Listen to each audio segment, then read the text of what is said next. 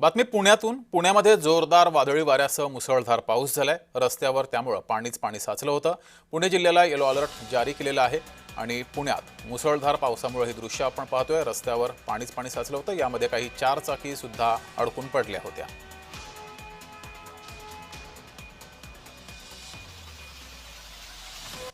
तर मुसळधार पाऊस पुण्यामध्ये कोसळलेला आहे। त्यातच जाहिरात फलक हा कोसळला। सुदैवाने यामध्ये मोठी दुर्घटना झालेली नाहीये। पुण्यातील गंगाधाम जाहिरात फलक हा कोसळला।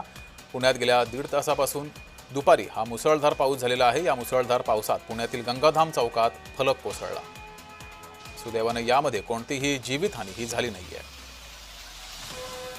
अधिक माहिती घेऊया। आपले प्रतिनिधी रोहन कदम आपल्या सोबत जोडलेत। रोहन, मुसळधार पाऊस बरसलेला आहे, अवकाळी पाऊस होता आणि अवकाळी पावसामध्येच फलक कोसळलेला आहे। अजूनही जून जुलै मधला पाऊस सुरू व्हायचा आहे। अवकाळी पावसामध्येच पुण्याची ही दशा समोर आलेली आहे, त्यामुळे अनेक प्रश्न उपस्थित होत आहेत।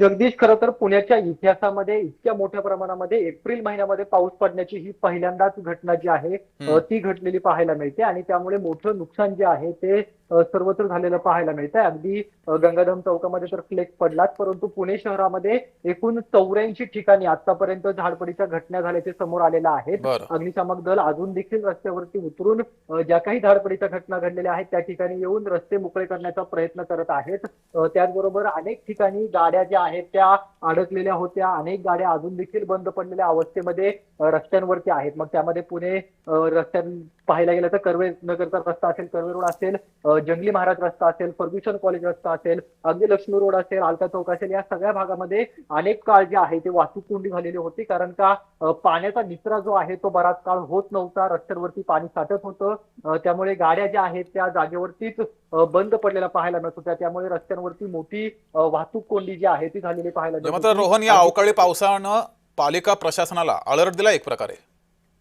नक्कीच, कारण का पालिका प्रशासनाने पावसाळ्यापूर्वी जी काही कामं करायची असतात ती कामं आता लवकरच सुरू केली जातील। परंतु जी काही नालेसफाई असते, जे दैनंदिन काम असतं, नालेसफाईचं दर 3-4 महिन्याला काम करावं लागतं, ते काम जे आहे ते कुठेतरी झालेलं नव्हतं आणि त्यामुळे मोठ्या प्रमाणामध्ये चेंबर जे आहे तिथून पाण्याचा निचरा होत नव्हता आणि त्यामुळे सगळे रस्ते जे आहेत ते तुंबलेले पाहायला मिळत होते। अगदी नवशा मारुती मंदिराजवळ एक झाड पडलं आणि या झाडपडीमध्ये हनुमान जयंती असल्यामुळे ते नवशा मारुती मंदिराजवळ ठीक एक आहे। आजी फुलं विकायला बसली होती, तिचा दुर्दैवी या सगळ्यामध्ये मृत्यू झालेला आहे। त्यामुळे पुणे महानगरपालिकेवरती देखील प्रश्नचिन्ह जे आहे ते या सगळ्याच्या निमित्ताने ठीक आहे उपस्थित झालेलं आपल्याला पाहायला मिळतंय। जगदीश, रोहन, तुम्ही असेच जोडलेले रहा।